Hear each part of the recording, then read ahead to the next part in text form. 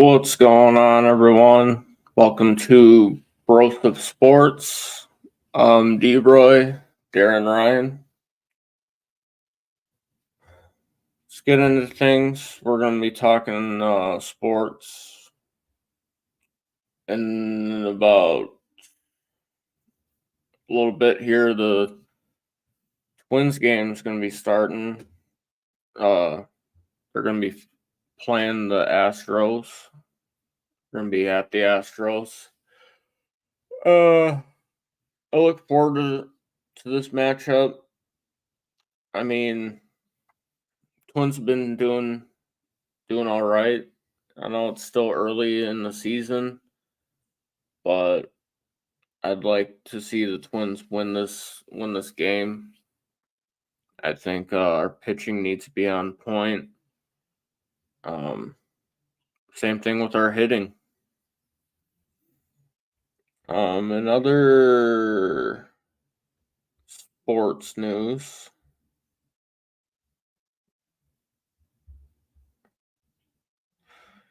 JJ McCarthy has been doing pretty well in his OTAs.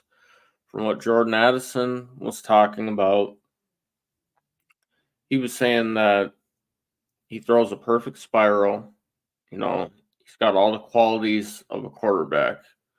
And basically what he's saying is, with the right steps he takes, with all the right feedback that he gets, all the work that he puts in, if he continues to go on a positive path, he can be a solid quarterback for this team, for the Vikings, that is. So I look at that as a bright side, being a Viking fan.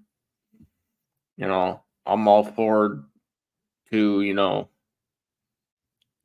players doing well and having the teammates there to boost up their confidence really helps. Especially, considering Jordan was the rookie last year. What more can you ask for than have a great teammate like Jordan Addison, who, in my opinion, is a phenomenal player to this Vikings team. And are Anthony Edwards' growing pains setting the stage for future greatness? Is it? I'm a Timberwolves fan. I think the Timberwolves just need one solid, good solid piece, and they could possibly break that Western Conference Finals ceiling, possibly get up into that level. One thing that's really going to have to be worked on is the way this team plays well with each other in these big, tough series, like with the Mavericks. Being able to, when you're coming out of a big series like you did with the Nuggets, be able to carry that momentum, carry that chemistry, carry that gel. But it's like hockey in the postseason. It's all about who's hot at the right time. Timberwolves just, start cooling off after the Nuggets, and they got cold. So that was a downfall. But I mean, it's a start. Nobody expected the Timberwolves to get past the Suns. Nobody expected us to get past the Nuggets. Everybody thought we'd be like a first round exit. Well, this team's shown that they've, over the years have proved that they are where wanting to be at. And okay, it's one hell of a team. I like the coach. I like Chris Finch. I like what he's doing with the Timberwolves. And sky's the limit for this Timberwolves team. Some more news in the baseball world. This was 13 hours ago.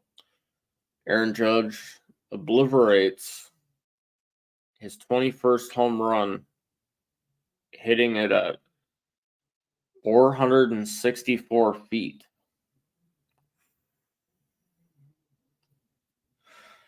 That baby had a lot of smoke coming off that bat. Let me tell you that.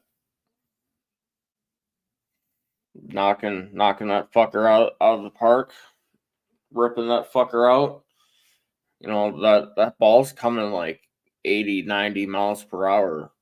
And you fucking rip that thing at that height.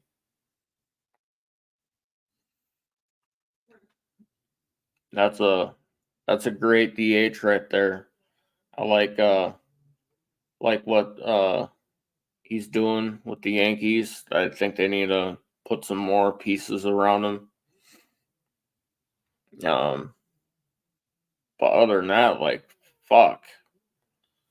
I'd hate to be the team on the receiving end of that, having to watch that fucking ball go into the stands.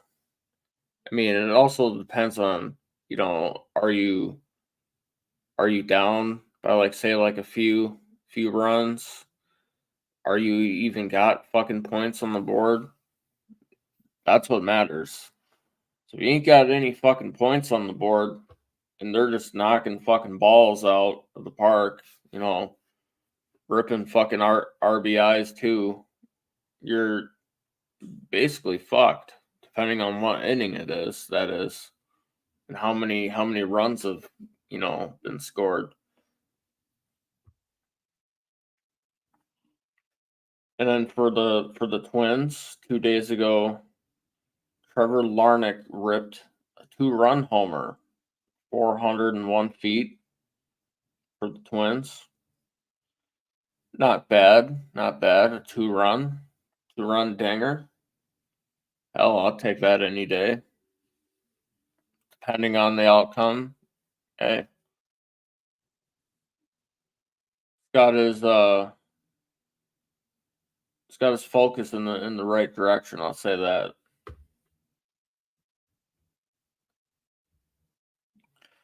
How do you fellow Minnesota Viking fans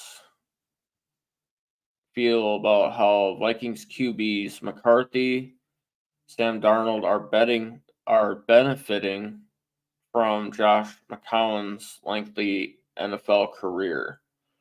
I mean, he wasn't a great quarterback, but from what I've been hearing, he is like successful as a QB's coach. You know, he did coach Drake May in high school, and I guess we'll have to see how May does in New England and how well of a coach that McCown actually was. He may not be a great quarterback, but who's to say you can't be a good coach? Maybe he was just meant to be a coach, not a quarterback.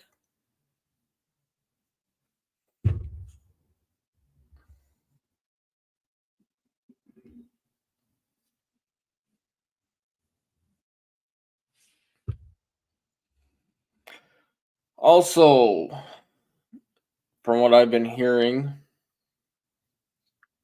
Colorado's in some trouble right now. Apparently they got caught cheating, and I believe it was against, I want to say, Oregon. You guys can chime in, tell me if I'm wrong or not. But it's just like, For the team with that much hype around them, and you got a coach in there like Dion, that's not the type of media I'd want for a team, especially in college, because the NCAA doesn't fucking play around with that. Good afternoon, Yoli. Hope you're having a great day. I'm having a great day. It's nice weather out. It is wet because it just got done raining, but we needed the rain. But back to what I was saying about Deion Sanders and Colorado Buffalo. That's that's not the type of publicity I'd want. You know, even having uh evidence, even having fucking possible fucking you know people actually going out and fucking telling people like, yeah, we got the evidence.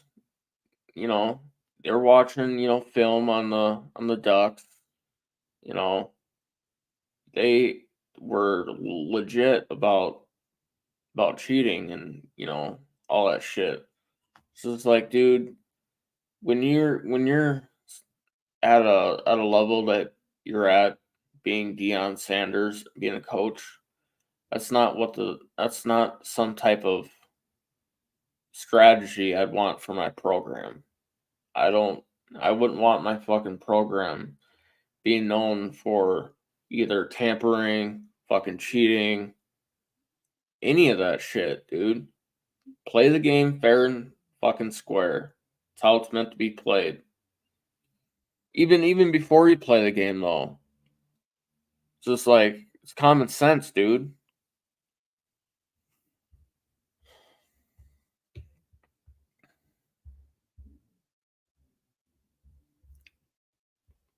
Um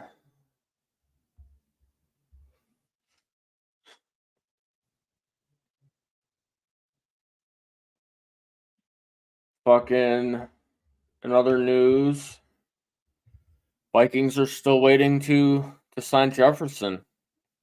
I don't I don't know what the wait is.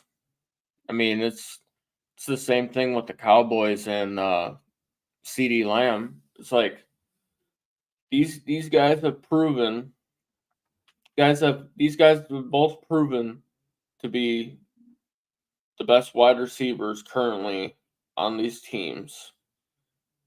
And I mean, Cowboys, they don't have to really have to worry about money. Cowboys are always, raking in the most money out of all the teams. But I think with CD and Lamb waiting also has to do with Justin Jefferson. He's waiting to see what the Vikings are going to give Justin Jefferson. Because if that happens, Cowboys will probably, I mean, my guess is make CD the highest paid wide receiver. Or it could be vice versa. CD signs before Jefferson. You also got to remember Jalen Waddle just signed with the Dolphins. Just, got an extension. So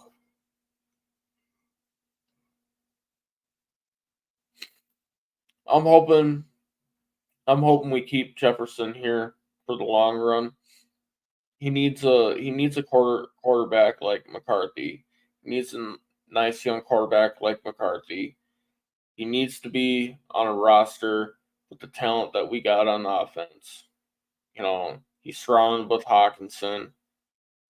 In my opinion, a good tight end. He's got Jordan Addison, a nice young receiver. He's got Aaron Jones, really nice running back. You know, He's got a decent O line. I mean, he's got a pretty solid defense with the exception of a good defensive coordinator in Brian Flores. Got a nice rookie kicker now who went to college with Dallas Turner, mind you. And me looking at this situation, um, the Vikings, and okay, so Quezzy and the Vikings would be stupid to not sign JJ. It would be. I mean, you have the best wide receiver that's played with the Vikings since Randy Moss. And if you turn this down, JJ is gonna walk. That's no fucking question. JJ's gonna walk. Jefferson's gonna walk. Not only that, but you also have the utmost possibility him going to a fucking contender immediately after him walking, going to a fucking contender, a contender who's got the salary cap, who's got the pieces on the roster, and they would they would sign him. He'd have a franchise quarterback. Fucking, he'd have everything he needed, and most likely it would be him going to a team that needed a wide receiver, and they needed a fucking weapon like him. He'd get a fucking ring. Us Viking fans would be fucking pissed at this team, and what would happen? They'd do the same shit all over again. I mean, dude, I still remember. I still remember. It really fucking hurt and fucking stunned me when the fucking Vikings did Culpepper and Moss fucking dirty, dude. And I mean, to to their favor, they didn't have fucking Quezzy back then, but still, like at that time, those were the two best players on that offense in that time, 2004. Yeah, the Vikings weren't fucking during those days weren't fucking really getting to the playoffs. You know they had a all. I wouldn't say great. I wouldn't say decent. They had an okay defense. Coaching was an issue. Fucking everything was an issue. And yeah, you fucking get rid of the fucking two biggest pieces you have. The Vikings go into a full fucking rebuild, and the fucking team is jack shit up until fucking, I want to say, 08, 09, when you started seeing the fucking team stack up, but they end up fucking tearing it down again after losing the fucking conference championship. But what's new? It's the Vikings.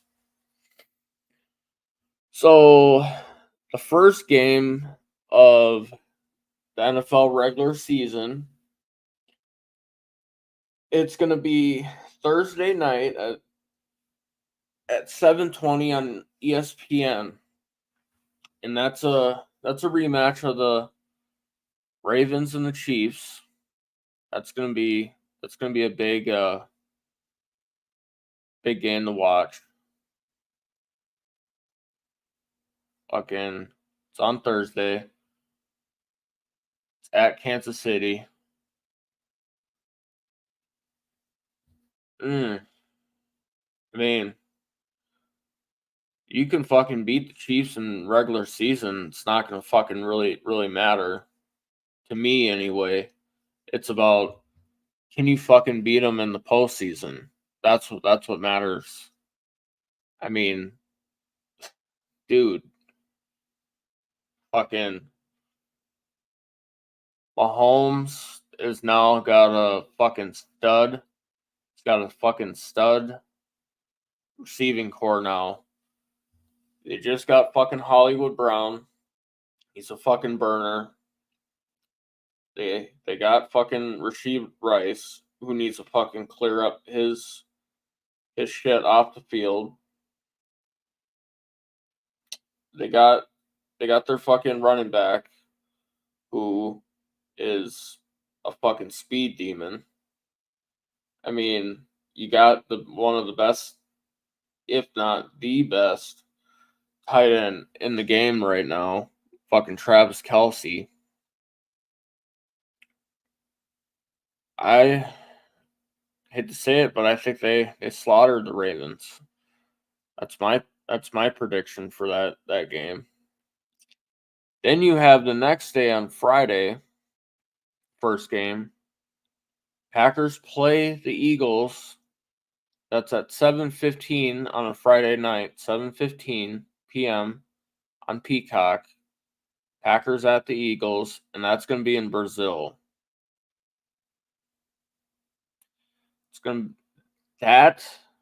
that to me can go both ways. You know, Philly just fucking just snagged up Saquon Barkley of that offense. But I'm gonna have to go NFC North on this one. My opinion, the Packers had a better offseason, and the Packers had a better draft than the Eagles. And I think Packers are gonna fucking win that game. And so my score prediction for that game is gonna be 35-31 Green Bay. I think they fucking wiped the floor with the Eagles. I think the Eagles are gonna have a fucking slump this year. I think they're gonna take a step back. I don't see them winning that fucking game. Also depends on the weather too, because it does fucking rain a lot. You're playing in Brazil. That's the tropics.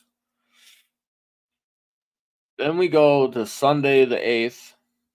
I'm a Viking fan. Vikings travel to the old fucking shitty fucking field at MetLife to play the New York Giants. And that's gonna be at noon. That's gonna be on Fox. I got the Vikings winning their first game. Giants really haven't impressed me. They are still in that rebuild stage. They just lost one of their big pieces on that defense. McKinney, he signed with the Packers this offseason. Their offense really doesn't impress me. Darren Waller, I feel like he's on his way out of the league. I think the Vikings win this. I don't think Danny Dimes has got it in him to fucking beat a young, determined, hungry Brian Flores defense. I think this Brian Flores defense absolutely smothers Danny Dimes, stuffs the run in the backfield, and I think the Vikings win this game. I'm gonna say the score is gonna be 31-17 Vikings.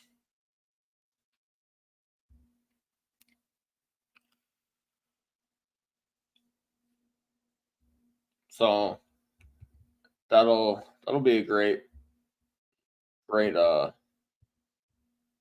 first couple week one games. Those two on top for the Thursday and Friday. Those are going to be the most watched games because they're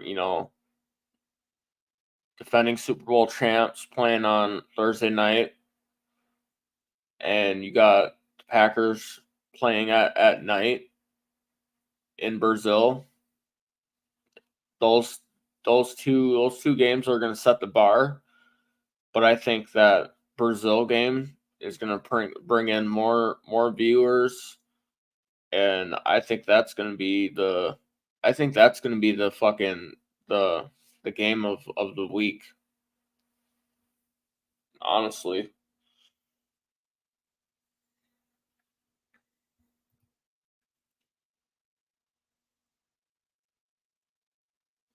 Oh, that's great to hear, Yoli.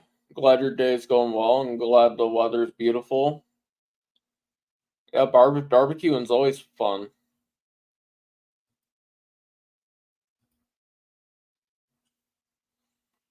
Well, thank you for tuning in. Um, Also in the sports world, you got the Mavericks and the Celtics are now clear cut for the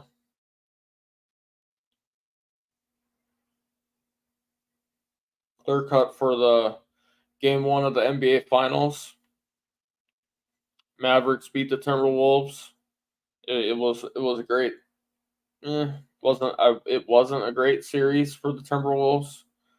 Was an amazing series for the Mavericks, who proved that they're fucking absolutely dominant. Luka Doncic is a fucking monster. Kyrie Irving is still Kyrie. Like, I'm seeing some of that old fucking Kyrie from the Cavs, and it's absolutely amazing to watch. I'm going with the Mavericks. I think that the Celtics are overhyped. They, in my opinion, they play in a weak Eastern Conference. They've pretty much had a cakewalk getting into the fucking finals. I think Dallas wins. I think I think Kyrie gets his second ring. I think Luka gets his first. I got Luka being the Finals MVP. That's gonna be my take for the NBA Finals.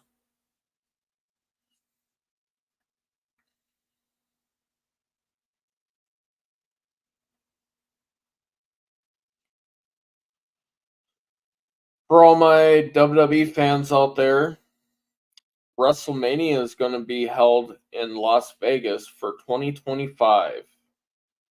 WrestleMania will be held at the Allegiant Stadium in Las Vegas on Saturday, April 19th, and Sunday, April 20th. In 2025, WrestleMania 41 goes to Vegas. I think that's going to. I'm a little salty about it because they kind of axed the Minneapolis and the Minnesota of getting WrestleMania.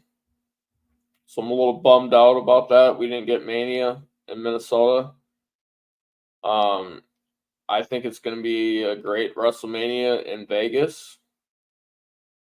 You know, since Triple H took over, a lot of the PLEs have been fired. So I don't see this WrestleMania, being any worse than what Philly could have been. I think they take it to the next level.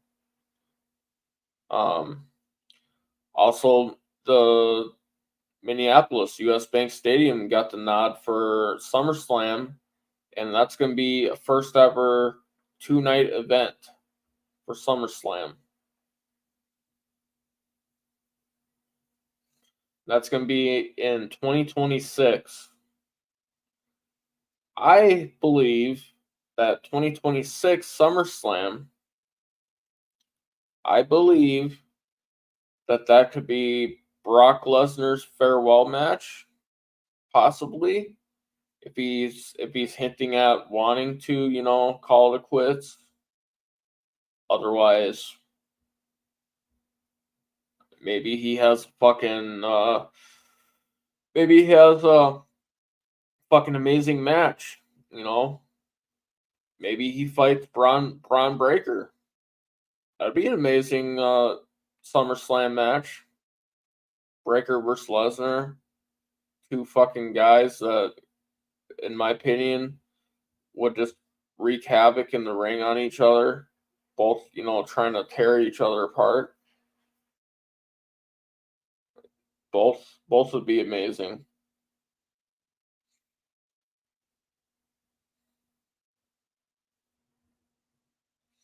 Also, the this next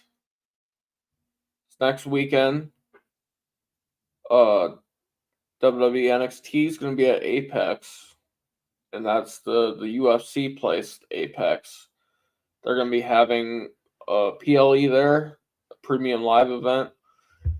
That's going to be fucking amazing. Um, on that card, you're going to have a guaranteed new women's North American champion, which that's gonna be fun in itself. I like what they're doing. They're adding on a women's mid card title. I think they need to also do that on the main roster as well. I mean, you could possibly throw in a women's U.S. championship, a women's intercontinental championship. I mean, it would do wonders for the Raw and SmackDown for both of those locker rooms.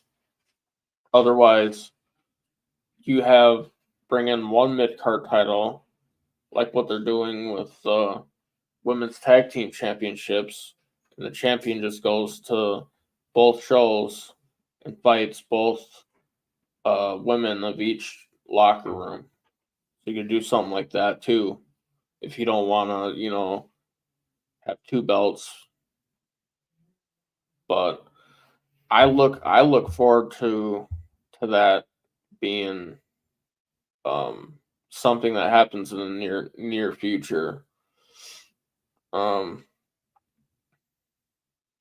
I am liking the way that the bloodline's going right now. With I know I talked about this yesterday on Shield TV. I like the way that the bloodline story's going. Okay, so for one, you got it's interesting. Okay, so Roman Reigns, after he lost at WrestleMania, hasn't been seen, hasn't been heard of. Allegedly, Paul Heyman was trying to get a hold of him after WrestleMania. He wasn't answering any fucking calls, no texts. So when the draft, started coming, Heyman even said that he hasn't talked to him. Then went on to fucking say that he's the one that withdrew Roman Reigns from the WWE draft. All right. Now, with that being said,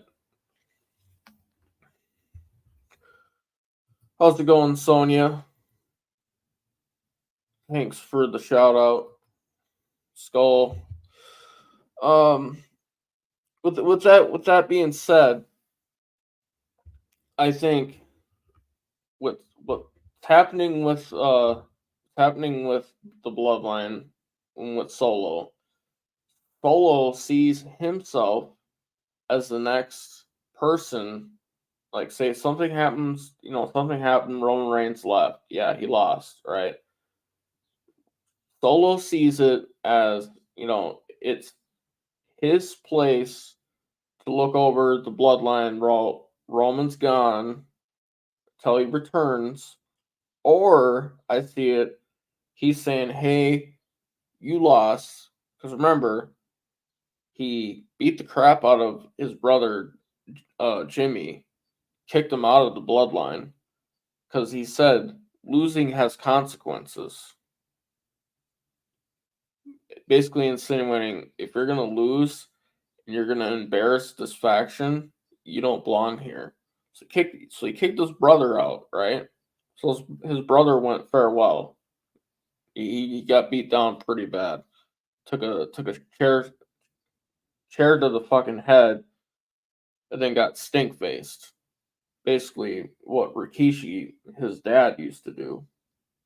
All right, so his brother's no longer there. You bring in Tamatonga from New Japan, absolutely amazing. You bring in his brother Tungaloa, absolutely amazing. They went as a tag team known as the Gorillas of Destiny. They're part of the Bullet Club.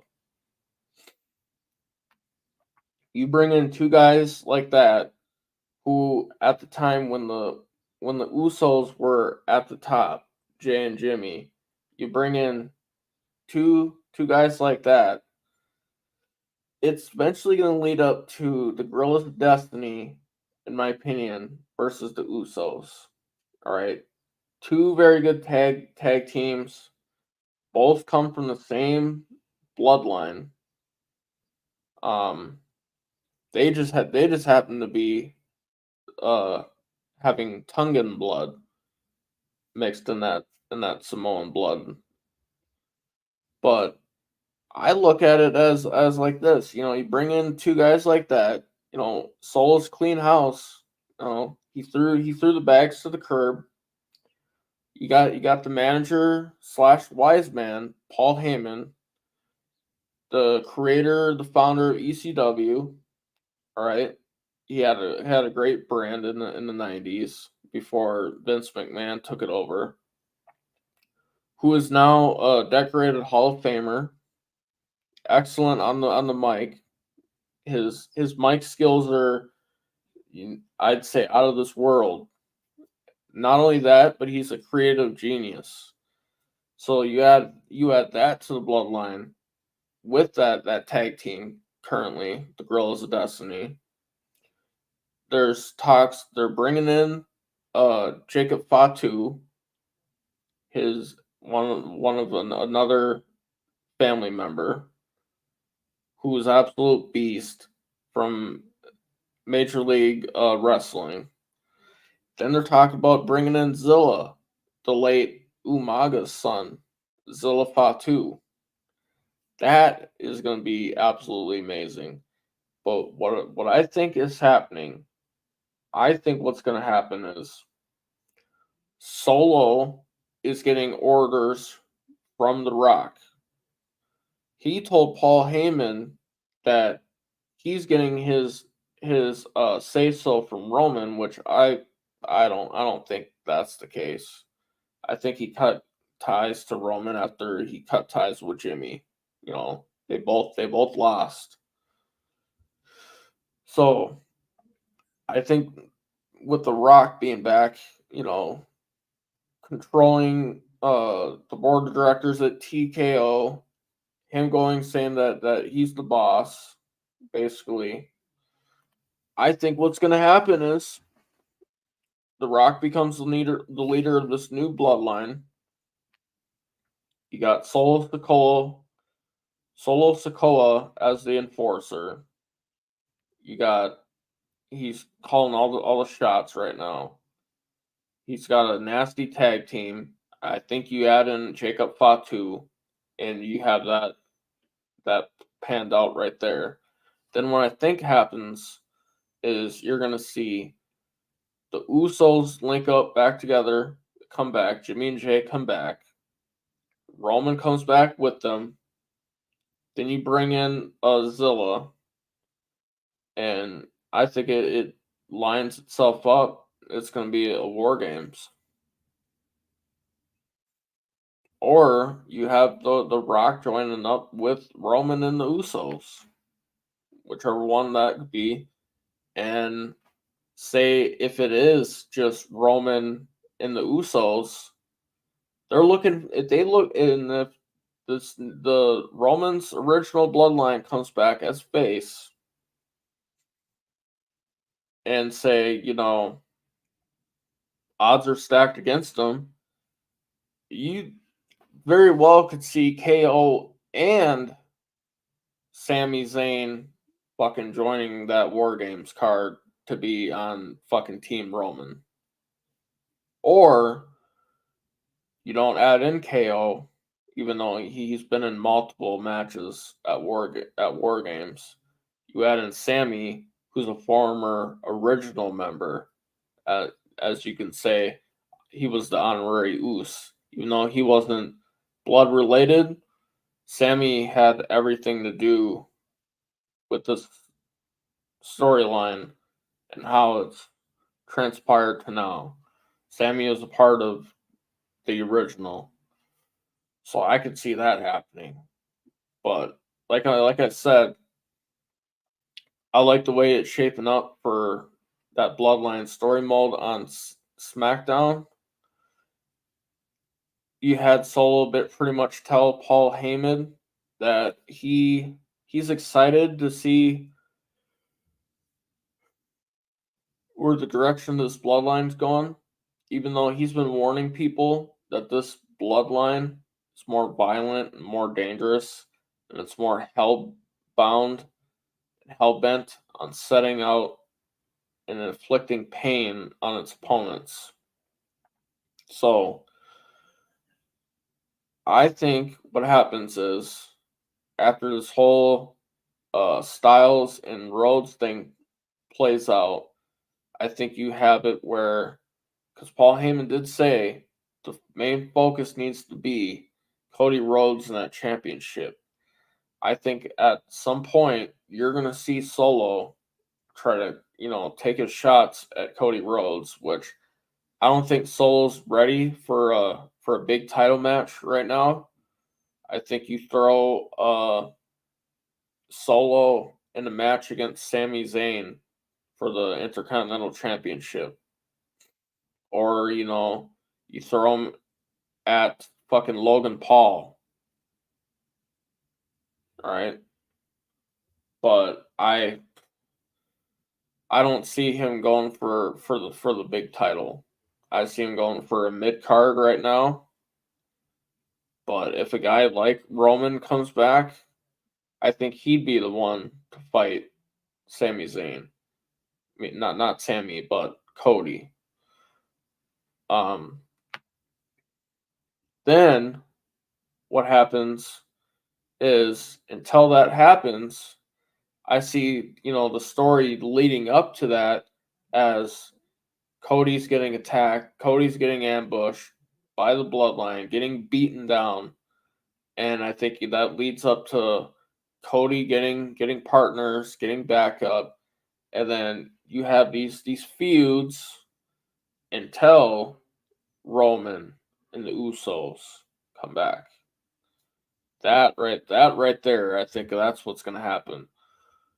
After this whole Styles and Rhodes rivalry, you know, the smoke blows over from that because that's still fucking that's at the boiling point right now after what happened on SmackDown when AJ Styles faked his retirement. It almost looked like what Mark Henry had did previously, couple couple years back on Raw, and he fucking beat the fuck out of John Cena. Now you're seeing this. It's like a similar situation. You got Cody Rhodes, the top guy. Got Cody My Rhodes, bad, big bro. Fucking fucking had to help my dad with some shit. top guy, being as John Cena, fucking going up against AJ Styles, who's pretty much the Mark Henry in that situation. That's what this is leading up to. It's almost like fucking AJ Styles is fucking Club Hall of Pain.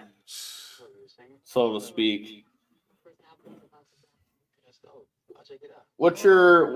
So, I started off talking, I was breaking down, things that are going on in the NFL, like news, NBA, baseball, college football.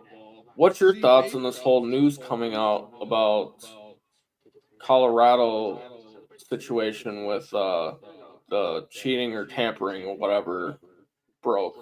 Oh, you mean Deion Sanders getting fucking any player, every player that he wants just because the name Well, Deion no, Sanders? not even that. It was like something about they were like uh spying on fucking Oregon before their fucking matchup in like September You're last acting like year. this is supposed to be a surprise. It's Deion Sanders trying to get a leg up in college and trying to be the it coach. The if you want to transfer, don't ever try to think you're coming back type bullshit. That whole bullshit when he went to Colorado when they posted the video of him in the team meeting with his team talking about all this other bullshit. It's so stupid, dude. Coach football, be a coach, Right. lay down the rules like you were doing. But now you're trying to do all this extra shit of trying to like add all these extra rules and shit. Like the fuck out of here with that. Like fucking my thing is Deion Sanders a good coach? Probably. Yeah. He's a Right. decent coach. Has he been proven? Off and on. Yeah, But off and my on, yeah, I'd point say. But my point, he acts just because he has the name Deion Sanders, people are supposed to show him the respect in college football. You haven't coached in college football that long and done what you want people to prove, like treat you like for like you've been in the league for what 3? This is his fourth season, third because he did no. It's like his fourth because I think he did 2 years at whatchamacallit state, that fucking junior college that he had nothing Jackson in. at the Jackson State. 2 year, I think it was like 2 years there, and now it's his second year in Colorado. Like, okay, you've been coaching for 4 years. Good on you. You stuck. You went to a decent team. Now produce. Win consistent games. Win state Right. titles. Win championships, and people will throw the respect on your name for being a college coach. That's where I sit with Deion Sanders. Like, I agree 100%. like It's just like you it's need to like, prove dude, yourself more than just because your name is Deion Sanders. Everyone should bow down to you as if you're right. fucking Jesus Christ. Like, no. But it's like, dude, if you're gonna play the sport of college football, fucking play it fair and fucking square, dude. Go out there, fucking play with your heart on your sleeve, with blood, sweat, and fucking tears. Bro, Win, lose, or fucking draw. There's no need for trying to get a one up on another school. It's just pointless to me, cause dude, the fucking NCAA doesn't fuck around with that shit. So I think the consequence is gonna be really fucking harsh for Colorado. Bro, what the fuck is his kid's name? Shador? Or however the fuck you pronounce his name. I guarantee once he goes to the draft and he gets drafted, he will leave Colorado in the dust as quick as he joined Colorado.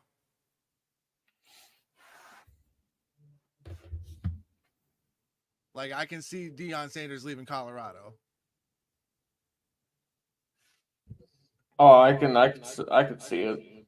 Like, I guarantee once his kid goes to the draft and gets drafted, all right, what school wants me?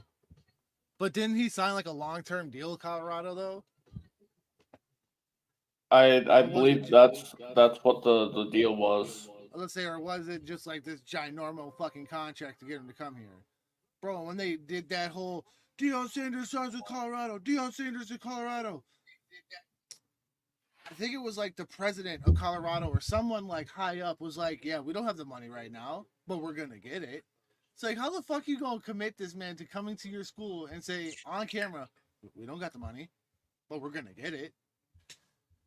Like, but bro, I can say this right now. Next year, the Big Ten is going to be a dangerous fucking division. Because I think that's when UCLA, USC. The Big Ten's gonna be fucking stacked. Dude, I can't. Wasn't there a third team that like when UCLA and USC said they're going to Big Ten? Wasn't there one more team that was like, "Yup, we're there"? Well, you got it's going to be Oregon, Washington, USC, and UCLA. Bro, Big Ten is going to be a fucking nasty division, bro. But there lies the problem now. Now, They're competing with the section. but what I'm saying is, now the Gophers coach is gonna have a hell of a hard time to PJ fucking Fleck. yeah. Now PJ Fleck's gonna have a hard ass time being like, hey, come to the Big Ten. Now he's gonna have USC, UCLA, Washington, these big name schools. They're gonna be like, hey, we're in the Big Ten too. You come join us. We're more proven. We have titles, and that's what's gonna be scary, dude. Trying to build a championship squad against teams that are just stacked before the season's even started. Right, exactly. I think It's I just think crazy. right now it kind of went in like a step direction when you had former Packers wide receiver son Christian Driver signing with the team. Bro, it's If he's anything like his father, that's gonna be fucking great for the fucking quarterback that transferred, who's decent. all right. So I'm gonna switch it up from college. In your opinion, what was the biggest bust in the draft? What player did you see that got drafted was the biggest bust in your eyes? This year's draft, This year's draft. who got drafted too high, Yeah. Or just the fact that just the fact that they got or drafted way before, getting taken in the first. either just the biggest like what the fuck moment. Like why would you do that type? Because I'll go first. I can tell you right now. I'll say, Atlanta, okay, so I'll give what the fuck and a bust. I'm going with the fucking. I hate to say it, Sonya. If you're watching this, she's a Panther fan. She runs a Panthers podcast, but I'm gonna say bro. the Panthers. That homeboy from South Carolina that had one Yes, solid year, bro. That I that think was I think I think it would have made sense for him to go in the second second round. with the second Second. round, but Trade not up the in the first. top 3 picks of the second round. Bro, even the commentators were like, why? They're like, he had one good year. Like, yeah, is dude fucking solid and built like a shit brick house? 100%. Dude's fucking toned out. But he had one year. At least when you took Bryce Young, you had 3-4 years of tape to watch. This man had one solid year of tape to watch. That one was But bad, but to I'm gonna me, I'm gonna go with my second one. I'm not gonna say it's a bust. I'm not gonna say it's a bad pick, but I'm gonna call it a what the fuck pick. That's gonna be Atlanta taking fucking Michael Penix. no, that is to me Nobody that is fucking the expected that, dude. bro. To me, that is the biggest. Like, even the commentators are like, "Are you serious? Like, why?" They didn't need the fucking they didn't Well, it wasn't. need the quarterback. Take away the whole. They didn't even need it. It was the fact of they took a man that was fucking injury prone. Injury True. prone. That high. What do you have? Two. No. Wasn't it both his knees? Possibly. I'll say, wasn't it both his knees that were fucked up? But all of a sudden they're like, yeah, they had him in for a private workout and they loved his arm. They loved how he threw. Take him in the lower first or mid first. You could have got a solid defense. Like, even the commentators are going, you needed a defense. Your defense is the worst in all of the NFL. And you took Penix. Like, hey, more power to the Falcons if this man pans out, but I just don't see it. I do not see it panning out for at least 2-3 years. Unless Cousins gets fucking hurt, that's Dude, the only way. I went to work the next day, and where I was at there had Sports Center on. Bro, the commentators are going, you just paid Kirk Cousins a ass ton of money to come be your quarterback, and then you draft Penix. They go, why? Why? If you had faith in Kirk Cousins, you wouldn't have drafted a quarterback that early. You paid him this much money to be like, yeah, you're our guy. Nah, Penix is our guy. We're just gonna have you be on our team. We're gonna pay you a shit ton of money just to be on our team. Like, why? What is the point? That is why I don't understand football. They pay these dudes stupid money, and then they bring in someone that's in the same position. Like, nah, that's our guy. No, you're gonna fight but lose to him. Like, that's the situation. They're like, no, you're our guy. No, We want you. You're blah blah blah blah blah. it made it even more worse because they didn't inform him. They didn't inform him until the day of the draft. They're like, "Oh, hey, by the way, we're taking Michael Penix Jr." And he's I like, "What guarantee the they didn't even fuck?" do that. They probably drafted him and was like, "Hey, Kirko, what's up, buddy? I don't know if you were watching TV or not, but we took a quarterback. What are your feelings on that?" Like, I guarantee that's one of the reasons why he left Minnesota, because he knew they were going to draft a quarterback. I guarantee And not only that, but Minnesota had already told him what the deal was. They're like, "Look, dude, if you're looking for a massive contract, that's not happening." dude, he could have took You were half his here. pay cut. Yeah, it's like, dude, you were here for fucking 7 years, and you only produced one fucking playoff win in Minnesota for the fucking 7 years you were here. The fucking experiment is over, dude. It's done. Right off into the sunset. Ta ta. I'm trying to be nice as fuck about this. Seeing how you're a Viking fan, bro. Y'all traded one experiment for another experiment. You have Sam Darnold, a career backup, fighting with JJ McCarthy. He's only going to be the bridge until McCarthy's fully ready to take that role. But that's what I'm saying. I was watching videos and a bunch of people are like, he is shaky and OTAs. He's overthrowing some people. Like, well, the latest video that came out of fucking camp, Addison was giving him fucking props. Jordan Addison was giving him props. I looked at the bad shit, and then I looked at the good shit. You know, him expressing his strengths, him working on his weaknesses, him already being the leader he is. The way he talks, the way he presents himself, the way he carries himself in the locker room. And then the way he can throw a tight fucking spiral into double coverage.